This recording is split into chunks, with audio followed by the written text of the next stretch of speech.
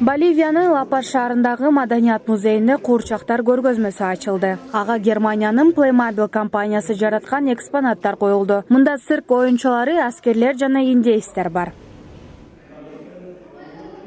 Бирок мындагы негизги экспонат Чолита куурчагы. Ал Боливиянын маданиятын чагылдырып турат. Куурчакты боливиялык Энрике Монтая жараткан. Бул Чолита, ал биздин коомдун бир бөлүгү. Боливия көп тармактуу болуп бөлүнөт. Куурчак Ла-Пастын жашоочуларынын маданиятын чагылдырып турат.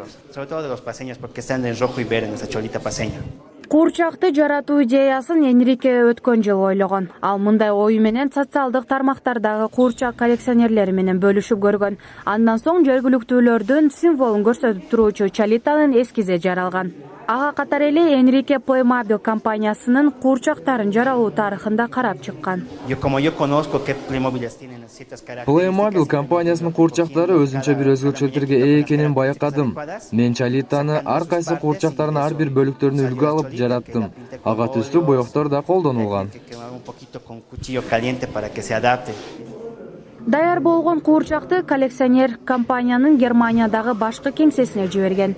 Ошентип, Чолита көргөзмөдө эң сыйлуу орунга коюлду. Боливияда индейстердин Ла-Пас шаарына көчүп келген Аймара уруусунун аялдарын чолой деп аташчу. Убакыттын өтүшү менен ал Чолитага айланды. Чолита айымдарын баш кийиминен жана барпайып турган көйнөгүнөн айырмалашат.